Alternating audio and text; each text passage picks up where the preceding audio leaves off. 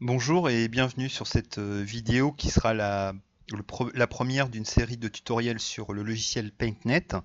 Alors PaintNet, c'est un logiciel de création graphique et de retouche d'image. L'intérêt de ce logiciel, c'est qu'il est simple d'utilisation, qu'il est intuitif et qu'il ne nécessite pas d'une formation de graphiste ni d'une formation approfondie sur le logiciel en lui-même. Alors PaintNet, c'est pas forcément le plus connu ni le plus complet, loin de là. Mais comme je vous le disais précédemment, il est simple d'utilisation, donc les amateurs non initiés s'y retrouveront rapidement. Alors contrairement à Photoshop, GIMP ou Photofiltre, qui sont, on va dire, les logiciels les plus connus, l'intérêt de PaintNet justement, c'est sa simplicité. Parce que Photoshop et GIMP notamment nécessitent vraiment une formation solide avant de pouvoir faire des choses sympathiques. Donc c'est un petit peu déroutant si vous commencez. Photofiltre, on va dire qu'il est très complet également, mais son utilisation n'est pas aussi simple que celle de PaintNet. L'intérêt également de PaintNet par rapport aux autres, c'est qu'il ne va pas nécessiter énormément de ressources de votre ordinateur, c'est-à-dire que lorsque vous allez charger l'ordinateur ou travailler avec, ça ne va pas impacter les performances de votre ordinateur. Chose que surtout Photoshop et GIMP, si vous n'avez pas un ordinateur relativement puissant, va vous poser des problèmes ou planter un peu. Parlons maintenant du coût. Donc l'intérêt de PaintNet et de GIMP et de Photofiltre sont des logiciels gratuits, donc en open source. En revanche, Photoshop, eh bien, ça a un coût et c'est normal vu les possibilités qu'il offre et on n'est pas leader sur le marché pour rien. Je vous propose maintenant d'aller télécharger ensemble le logiciel. Alors vous allez sur votre moteur de recherche, vous tapez PaintNet. Voilà. Alors pour aller rechercher des téléchargements, je vous conseille d'aller à la source, c'est-à-dire, donc là je vais aller sur PaintNet Download, qui est le site de PaintNet lui-même. Alors pourquoi? Parce que ça va vous éviter de ramasser un virus au passage, ce qui est un peu dommage. Et surtout, ça va vous garantir que vous allez avoir la dernière version à jour. Donc on clique ici sur Download et on charge ici le téléchargement.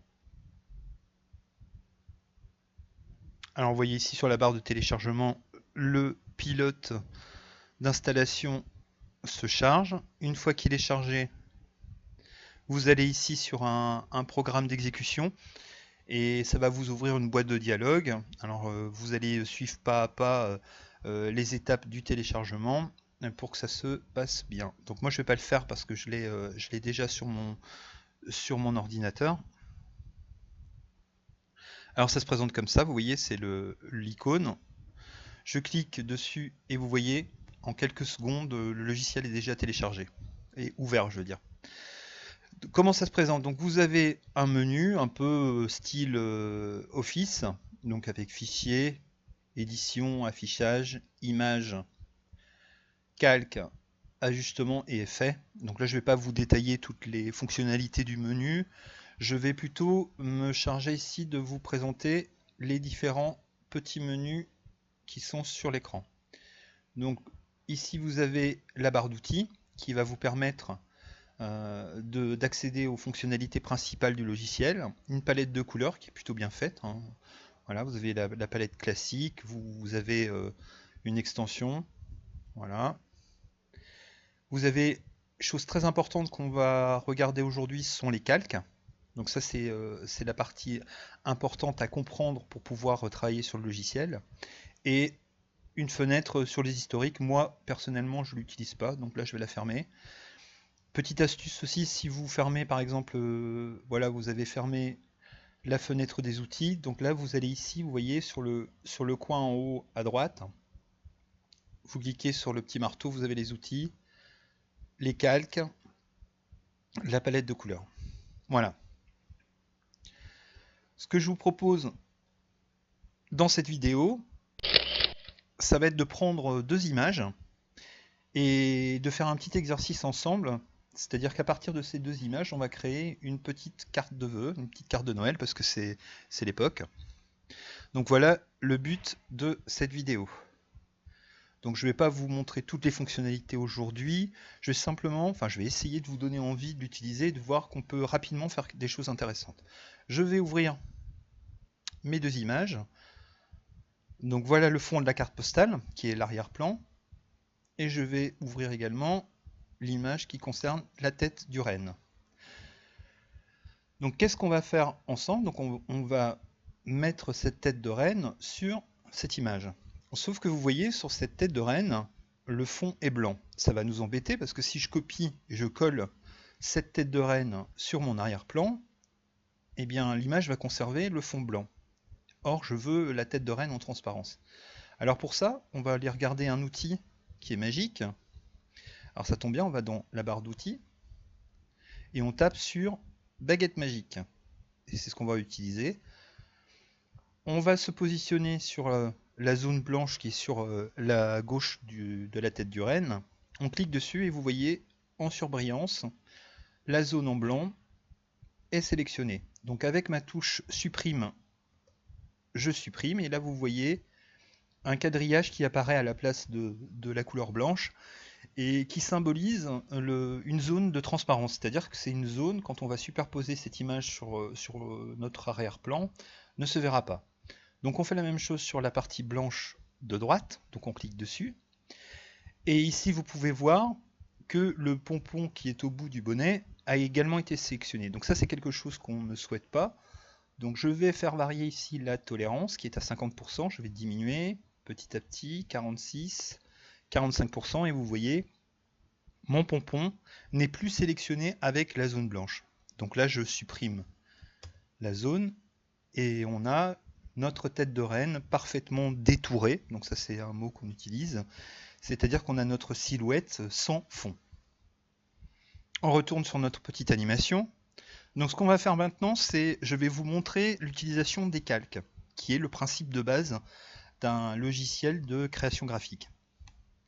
Donc ce qu'on va faire ensemble, on va avoir notre arrière-plan sur lequel on va superposer 4 calques. Une ombre, la tête du renne, et enfin on rajoutera un petit peu de texte. Alors, on a bien nos deux fichiers prêts à être utilisés. Donc ce qu'on va faire, c'est qu'on va retourner sur l'image du fond de la carte postale, qui est notre arrière-plan, et on va se mettre, vous voyez, sur la fenêtre des calques. Vous voyez en dessous de cette fenêtre, vous avez des icônes. Donc là, il y a l'icône ajouter un nouveau calque avec la petite croix verte. On clique dessus et vous voyez qu'il y a un calque vierge, donc un calque transparent qui est par-dessus notre arrière-plan. Et c'est sur ce deuxième calque par-dessus l'arrière-plan que l'on va venir coller notre image de tête de renne. Donc on retourne sur le fichier de la tête de renne, on va dans la fenêtre des outils et là vous voyez, on a notre premier petit carré qui s'appelle rectangle de sélection, on va cliquer dessus. Vous voyez la petite croix qui apparaît. Avec ma souris, je vais sélectionner la zone et je vais copier. Alors pour copier plusieurs possibilités, vous pouvez faire édition, copier. Vous pouvez ici prendre l'icône copier. Donc c'est ce qu'on va faire. Copier. Ou aussi les touches de raccourci, CTRL-C, qui marchent très bien. On va maintenant retourner sur notre carte postale. Donc on a notre arrière-plan, notre calque que l'on a créé tout à l'heure. Et c'est sur ce deuxième calque que l'on va coller la tête de renne. Donc on va faire un coller, ou un CTRL-V qui marche très très bien. Et on va déplacer notre tête. Donc là, comment je fais? Vous voyez, il y a la zone en pointillé, en surbrillance qui est sélectionnée. Et j'ai ma petite croix, à l'aide de ma souris, je vais cliquer et je peux déplacer. Voilà, je déplace ma tête de renne. Donc voilà. Maintenant, on a vu tout à l'heure dans l'animation, donc je vais la reprendre, que l'on avait une superposition de 4 calques.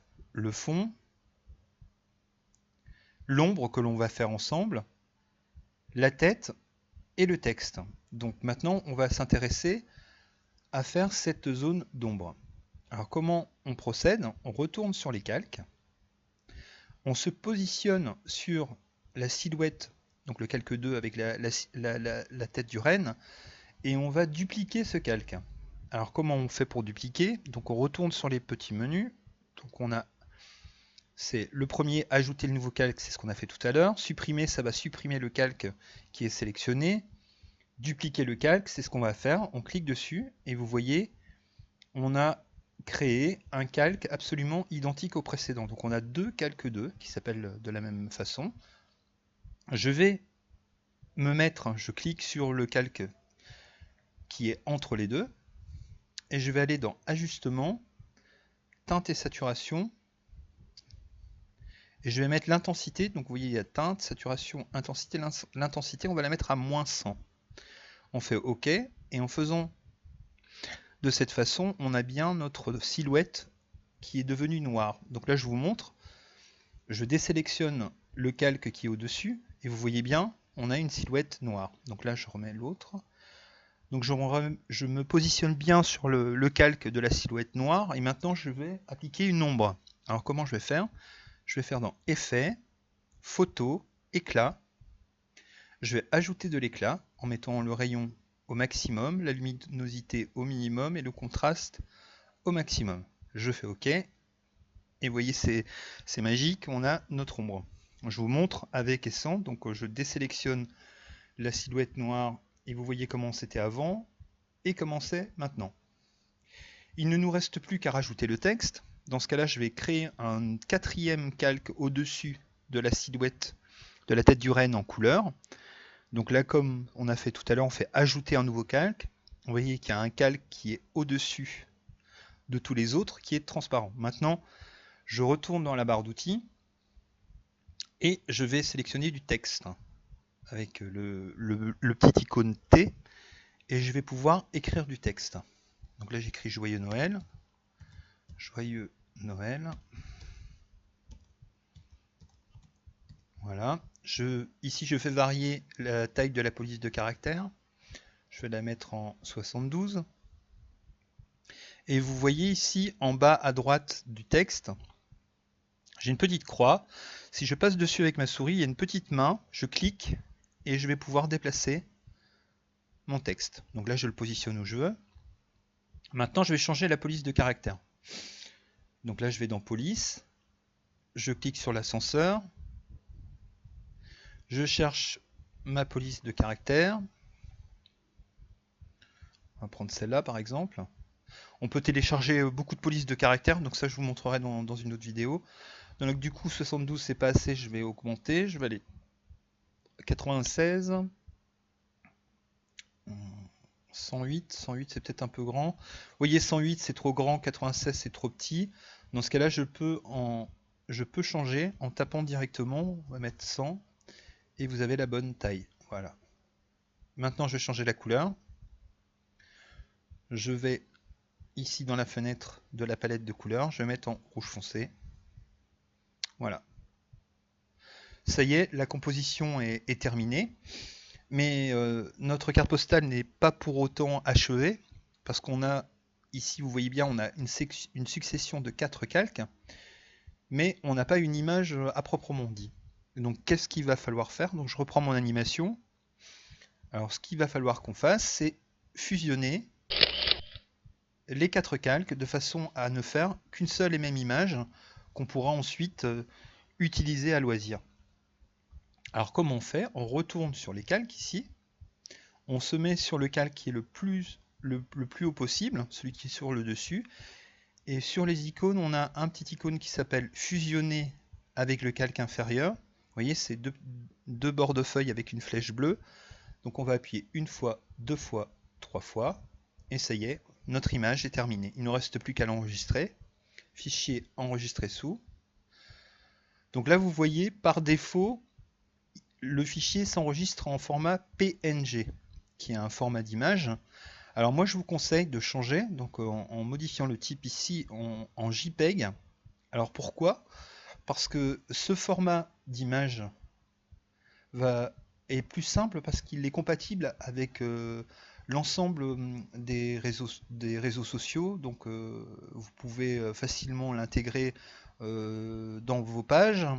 Vous pouvez les mettre sans problème sur les réseaux, sur les forums, sur vos documents Office ou OpenOffice. Donc c'est vraiment quelque chose que je vous conseille de faire.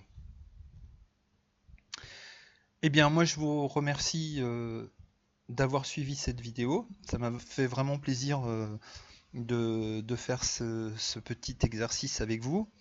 La prochaine fois, si je vous proposerai de réaliser une bannière pour YouTube, parce que souvent quand on met des bannières, ben c'est pas la bonne taille, pas bien positionné, le texte n'est pas comme il faut. Donc je vous montrerai ça pour la prochaine fois. Ben, d'ici là, je vous souhaite de passer d'excellentes fêtes et puis joyeux Noël à tous. Au revoir.